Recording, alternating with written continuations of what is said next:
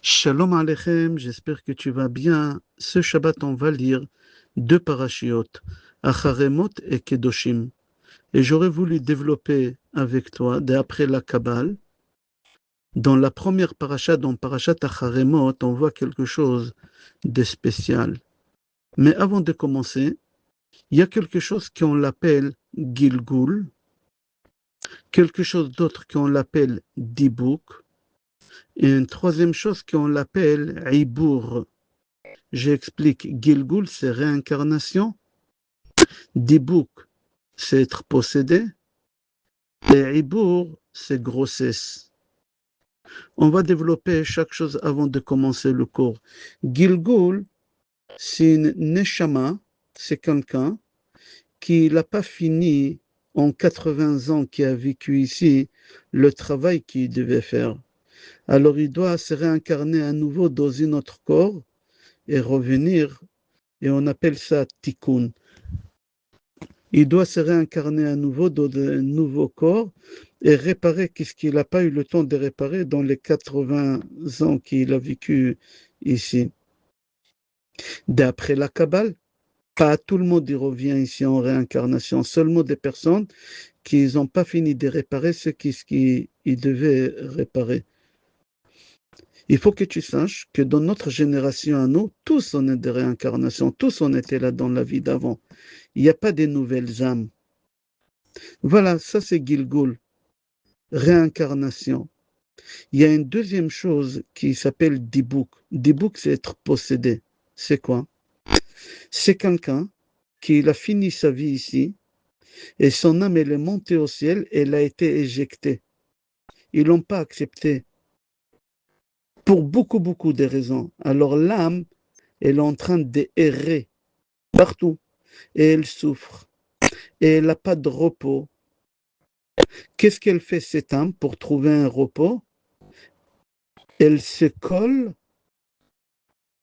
dans quelqu'un de vivant et le fait souffrir et le fait dire des choses pas logiques, pas normales. Ça s'appelle être possédé. Dibouk. Il y a une troisième chose qu'on l'appelle ibour. Tout à l'heure, j'ai dit ibour, grossesse. Ça veut dire quoi? Ibour, âme supplémentaire. C'est-à-dire, c'est possible que ça peut arriver qu'il y a un bonhomme, qu'il y a une âme bonne qu'elle rentre en lui pour un petit moment, et c'est quelque chose de positif et pas négatif comme tout à l'heure. Être possédé, c'est négatif. C'est une âme qui se colle à quelqu'un pour lui faire du mal.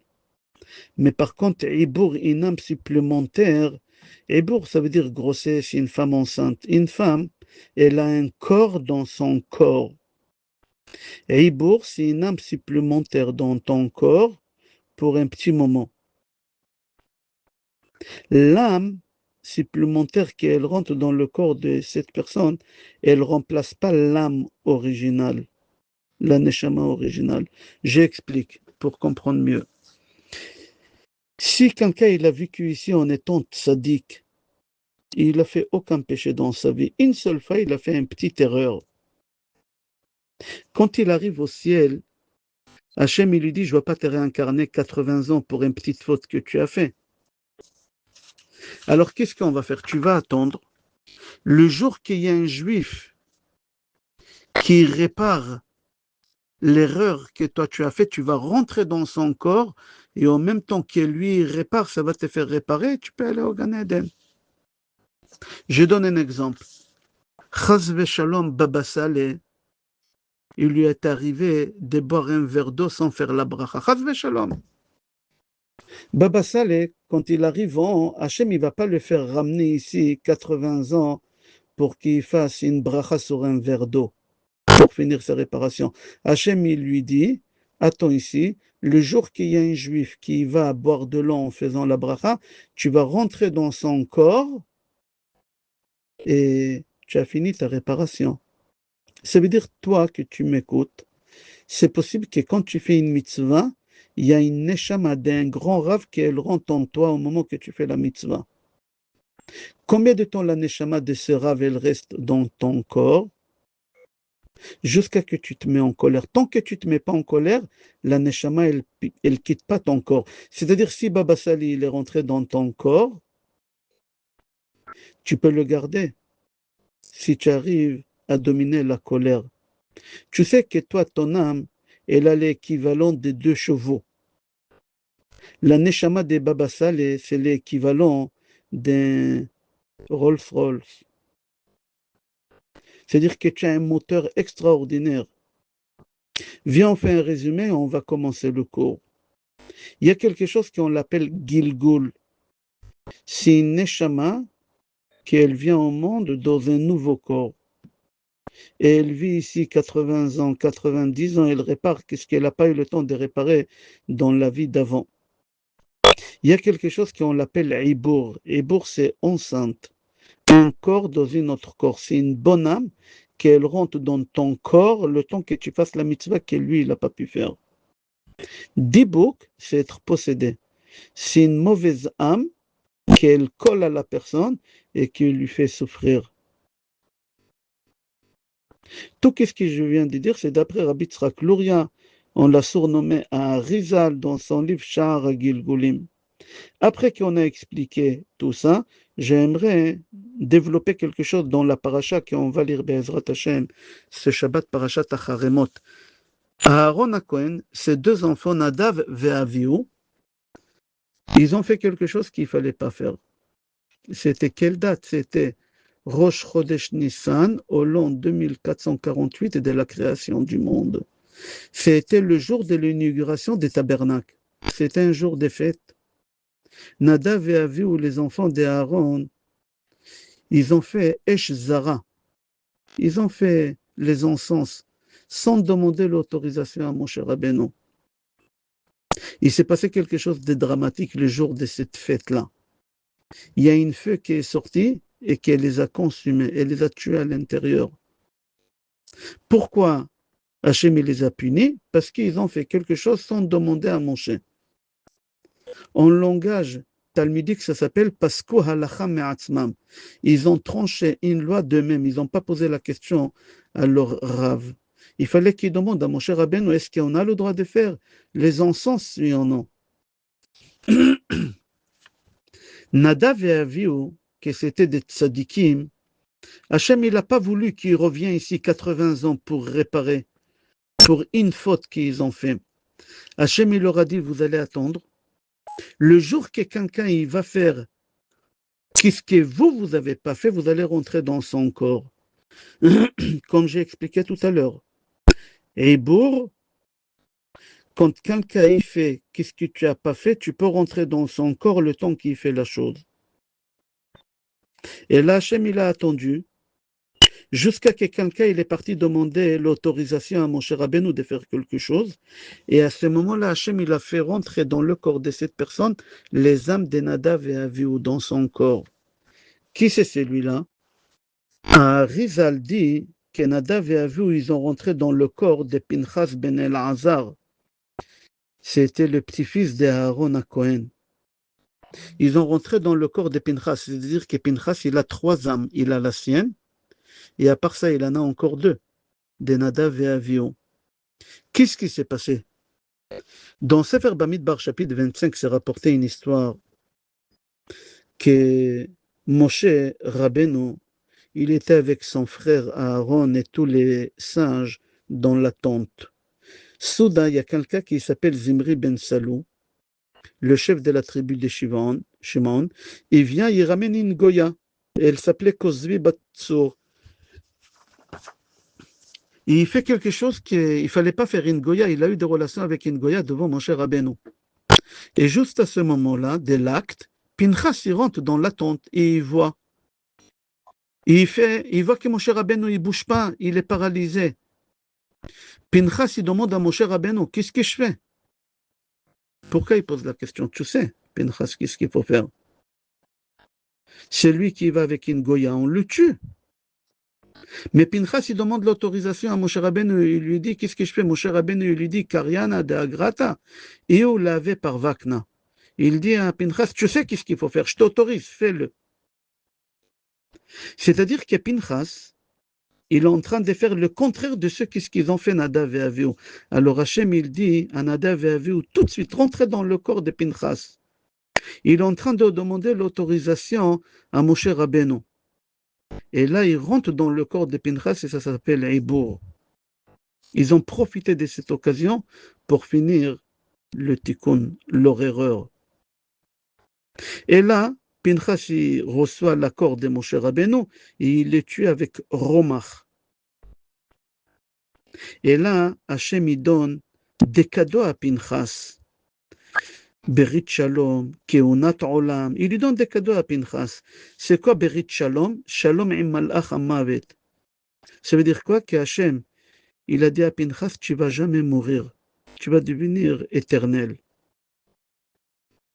Pinchas, il est devenu Eliyahu Hanavi. Quand est-ce? Pinchas, il était à l'époque de Yehoshua ben Nun. Yehoshua ben Nun, il a envoyé 2 explorateurs pour explorer la ville de Jéricho. Et un des 2, c'était Pinchas. C'est-à-dire que Pinchas, il a vécu à l'époque de Yehoshua ben Nun, et après, il a disparu. Et il a apparu à l'époque des rois. Et là, il a changé son nom de Pinchas à Eliyahu. Pinchas, il s'est caché pendant 380 ans dans une région qui s'appelle Gilad, dans une ville qui s'appelle Tishbi. C'est pour ça qu'on l'appelle la Giladi à Tishbi. Depuis Yehoshua ben Nun jusqu'à l'époque des rois, 380 ans, et là, Pinchas, il se cache pendant 380 ans, et après il sort comme Eliyahu Hanavi. Et il y a beaucoup des histoires sur Eliyahu Hanavi. Eliyahu Hanavi, il avait un élève qui l'a accompagné partout. Cet élève lui-même, il est devenu après prophète. Il s'appelait Elisha.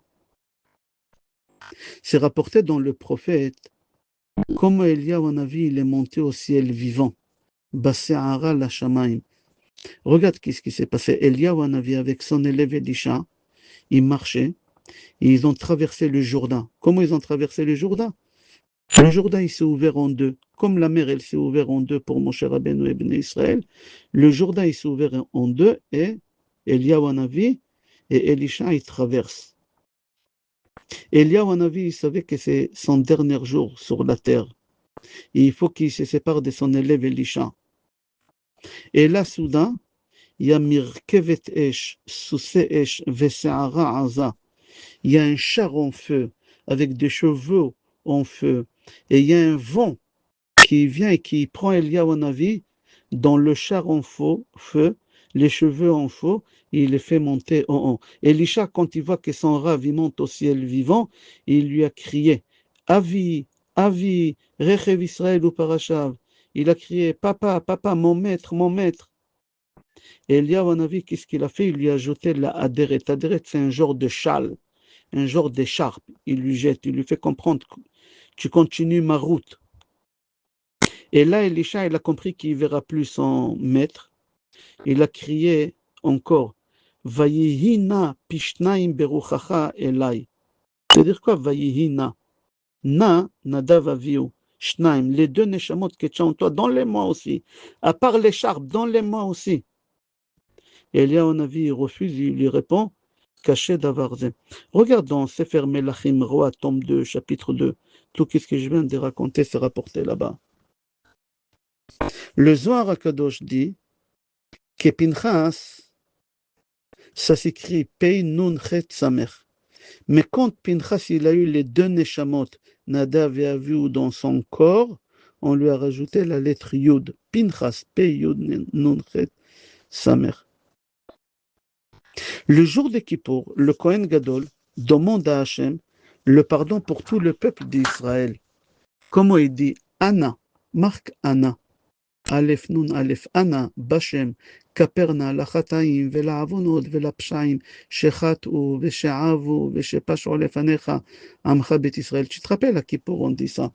Rizal dit, ça veut dire quoi Anna? Aleph Nun Aleph. Il dit à Rizal Anna, c'est racheté vote de Eliyahu, Nadav et Avihu. Et c'est pour ça la paracha qu'on va lire ce Shabbat à Charemot, c'est la paracha qu'on la lit à Kippour. Il y a une histoire qui est rapportée dans le Zohar HaKadosh sur Eliyahu Hanavi. Il y a beaucoup des histoires, mais j'ai choisi celle-là, elle est un peu longue, mais elle est très intéressante. Il y a une histoire dans le Zohar HaKadosh qu'Eliyahu Hanavi, il venait très très souvent rendre visite à Rabbi Yehuda Hanassi. Un jour, Eliyahu Hanavi, il arrive, rendre visite à Rabbi Yehuda Hanassi. Et Rabbi Yehuda Hanassi, il dit, mais pourquoi tu n'es pas venu, ça fait longtemps? Il a dit, parce que c'était Rosh Chodesh. Et Rosh Chodesh, je suis très occupé. Il a dit, qu'est-ce que tu fais Rosh Chodesh que tu es très occupé? Alors toi que tu m'écoutes, écoute qu'est-ce qu'il fait Eliyahu Hanavi chaque Rosh Chodesh. Et Eliyahu Hanavi, il dit à Rabbi Yehuda Hanassi, tous les Rosh Chodesh, le matin très tôt, je vais sur les tombeaux des patriarches, à Me'arat HaMachpelah, à Hebron. Je réveille d'abord Avraham Avinu. Je lui fais Netilat Yadayim. J'attends qu'il fasse les brachot. Après, je lui mets le talit. Après, je lui mets les tefilin. J'attends 1 heure et demie qu'il ait fini la tefila. Quand il a fini la tefila, je lui enlève les tefilin, je les plie le talit. Et après, j'attends qu'il s'endort. Et après qu'il s'est endormi, je vais réveiller son fils Yitzhak. Et j'ai fait la même chose. Et quand Yitzhak s'endort, quand j'ai fini avec lui, je vais réveiller Yaakov. Et j'ai fait la même chose. J'attends qu'Yaakov s'endort et là, je repars. Et c'est pour ça que je n'ai pas pu venir. Rabbi Yehuda Hanassi, il a dit à Eliyahu Hanavi, pourquoi tu ne les réveilles pas les trois en même temps? Tu leur fais Netilat Yadayim les trois en même temps, et tu leur mets les tefilin les trois en même temps, et tu attends 1 heure et demie, une seule fois qu'ils fassent la tefila. Et Eliyahu Hanavi, il a dit à Rabbi Yehuda Hanassi, il faut que tu saches, si les trois, ils vont faire la Hamida en même temps, et ils vont dire Baruch Ata Hashem Mechaya Ametim, la résurrection des morts, tout de suite les morts, ils vont ressusciter. Velo Igi Azman Geulatre, mais ce n'est pas le moment de la résurrection des morts. C'est pour ça que je réveille un après l'autre. Rabbi Yehuda Hanassi, il a demandé à Eliyahu Hanavi, dis-moi, est-ce que dans notre génération à nous, il y a quelqu'un qui est capable de faire la résurrection des morts? Et Eliyahu Hanavi lui a dit, si Rabbi Chia, ton copain, et ses deux enfants, ils vont faire la Hamida en même temps, ils vont dire Baruch Ata Hashem Mechaya Ametim, les morts ils vont ressusciter. Rabbi Yehuda Hanassi, il a dit à Eliyahu Hanavi, merci beaucoup pour le renseignement. Et qu'est-ce qu'il fait? Il va voir Rabbi Chia. Il ne lui a pas dit la vérité, il lui a caché. Il a dit, tu peux faire demain Chazan avec tes deux enfants? Il a dit, pourquoi? Il a dit, comme ça. Il a dit, d'accord. Les trois, ils montent Chazan, ils commencent à faire Mashiva Ruach Morida Geshem. Dès qu'ils ont dit Mashiva Ruach, tous les arbres des Nahardéens, ils se sont arrachés tellement il y en avait le vent. Morida Geshem, toute la ville, elle s'est noyée. C'est-à-dire les trois, quand ils disaient quelque chose en même temps, ça se réalisait. Et quand ils sont arrivés à Mechaya, à Metim, quand ils ont commencé à dire Baruch, tous les marbres de tous les cimetières du monde entier, ils se sont déplacés. Ils ont dit Ata, toute la terre est sortie de la tombe. Hachem, l'os louse, elle a commencé à se chauffer, le corps il a commencé à pousser. Et là, Hachem il s'est énervé. Migila razze le banaï. Qui a dévoilé ses secrets à mes enfants? Kechia et ses enfants, ils font des chazan en même temps à l'Oriat Triat Ametim. Et là, il y a un ange qui dit à Hachem, c'est Eliyahu Hanavi. Et là, Hachem, il prend Eliyahu Hanavi et il lui donne Shishim Pulsa de Noura. Il lui donne 60 coups de fouet en feu. Pourquoi tu as dévoilé ce secret-là? Ce n'est pas le moment d'être Triat Ametim. Va les embrouiller, qui finit pas la bracha de Mechaya Ametim. Et Eliyahu Hanavi, il est sorti de Sefer Torah en forme d'un ours en feu. Ils avaient tellement peur qu'ils se sont barrés, ils n'ont pas fini la Hamida. Eliyahu Hanavi, il a juré de ne pas venir nous annoncer quand est-ce que le Mashiach va venir. Tu sais, le travail d'Eliyahu Hanavi, c'est de venir 3 jours avant que le Mashiach se dévoile pour nous préparer. Ine anochi sholach lachem et Eliyahu Hanavi lifnei bo yom Hashem hagadol ve'hanora. Hachem, il va nous envoyer Eliyahu Hanavi pour nous annoncer que le Mashiach arrive. Eliyahu Hanavi, il a dit, moi, je jure, je n'annonce pas. Et on a un problème maintenant. Regarde, dans tout le Navi, c'est marqué Eliyahu Aleph Lamed Yud Hei Vav. 5 fois, c'est marqué Aleph Lamed Yud Hei. Il manque la lettre Vav. Elia. Où ils sont les Vavim d'Eliyahu? Les 5. Tu le trouves chez Yaakov. Yaakov Avinu, ça s'écrit Yud Ain Kuf Bet. Il y a 5 endroits qui c'est marqué Yaakov Yud Ain Kuf Vav Bet. Yaakov, il a pris Eliyahu, on a vu 5 Vavim, il les a gardés chez lui. Il les a gardés chez lui. Et il a dit à Eliyahu, on a vu, quand le Mashiach il va venir, tu passes chez moi, je te rends les Vavim. C'est-à-dire que Yaakov Avinu, il a obligé Eliyahu Hanavi de revenir, nous annoncer la venue des Mashiach. Si tu remarques toujours Motzei Shabbat, quand on chante Eliyahu Hanavi, on cite 3 personnes toujours dans les chants de Motzei Shabbat. J'espère que tu chantes Motzei Shabbat. On chante David Melech Israël Chai Vekayam, Seuda David Malka Meshicha. On chante Yaakov Avinu, Al Tira Avdi Yaakov, Al Tira. On chante Yaakov et on chante Eliyahu. Pourquoi les 3? Parce que c'est les 3 qui vont nous annoncer le Mashiach. Qui c'est le 3? Eliyahu Hanavi, il passe par Yaakov pour récupérer les 5 Vavim. Et le Mashiach ben David, il va venir Be'ezrat Hashem. La question est, pourquoi il lui a pris la lettre Vav et pas une autre lettre? Parce que regarde tes doigts. Ouf, Tama, regarde tes doigts. Ils ont quelle forme? Vav. Il lui a pris les 5 doigts de la main, les 5 Vav. Pourquoi? Regarde, moi si j'ai fait une chevoie, j'ai fait un serment, je peux l'annuler. Atarat Nedarim, je peux l'annuler. Mais il y a un serment que jamais de ta vie tu peux l'annuler. Ça s'appelle Tkiat Kaf. C'est quoi Tkiat Kaf? Si je te promets quelque chose et je te serre la main, on ne peut pas annuler. Là, Yaakov, qu'est-ce qu'il fait? Il prend la main d'Eliyahu, il y prend les 5 Vavim, les 5 doigts, il le fait jurer que tu viens m'annoncer la venue de Mashiach. J'espère que ça a été compréhensible. Je te souhaite bracha ve'atzlacha, besorot tovot, yeshot ve'nechamot et kol tov.